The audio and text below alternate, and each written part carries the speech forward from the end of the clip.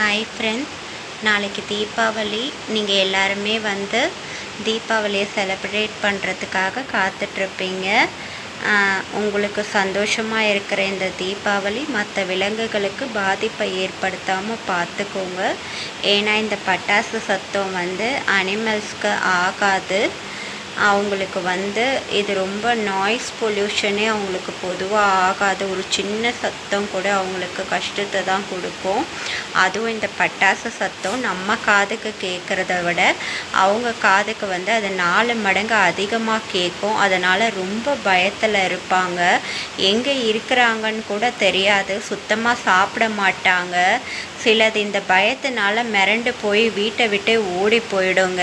ஓடி போகிறதுங்களுக்கு அந்த பயத்தில் ஓட அதுங்களுக்கு எங்கே போகிறோன்னு தெரியாமல், வீடு தெரியாமல் நிறைய மாதங்க கழிச்சோ இல்லை ஒரு வருஷம் கழிச்சோ கூட திரும்ப வந்திருக்குங்க. இதுக்கு நடுவில் இந்த மாதிரி அதுங்க மிரண்டு ஓடும்போது நிறைய ஆக்சிடெண்ட்டும் நடக்குது.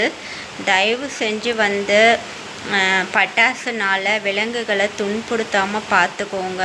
நிறைய சின்ன பசங்க இந்த மாதிரி செயல்களில் ஈடுபடுறாங்க. தீபாவளி டைமில் குரங்கு வாலில் பட்டாசை கொளுத்துறது, பூனை வாலில் கொளுத்துறது, நாய் வாலில் கொளுத்துறது, இதெல்லாம் ஒரு என்டர்டெயின்மெண்ட் கிடையாது. உங்களோட சந்தோஷம் மற்ற உயிரினங்களை பாதிக்காத அளவுக்கு பார்த்துக்கோங்க. சின்ன பசங்களுக்கு முதல்ல பேரண்ட்ஸ் டீச் பண்ணணும். இந்த மாதிரி விலங்குகள் கிட்ட எப்படி ஒரு கைண்ட்னஸ்ஸாக இருக்கணுன்றதை அதை பேரண்ட்ஸ் நீங்கள் தான் சொல்லித்தரணும். இந்த மாதிரி தீபாவளி டைமில் தான் எங்களுக்கு அதிகமான ரெஸ்கியூ கால்ஸு வரும். ஏன்னா நிறைய தீக்காயங்கள் ஏற்பட்டு சிலதுக்கு கண்ணு பார்வை கூட போயிடுது. இந்த மாதிரி பட்டாசுனால் சிலதுக்கு காது கேட்காம போயிடும். ரொம்ப பலகீனமாக இருக்கிறதுங்களுக்கு ஹார்ட்டே நின்று போயிடும்னு கூட டாக்டர் சொல்லியிருக்காரு.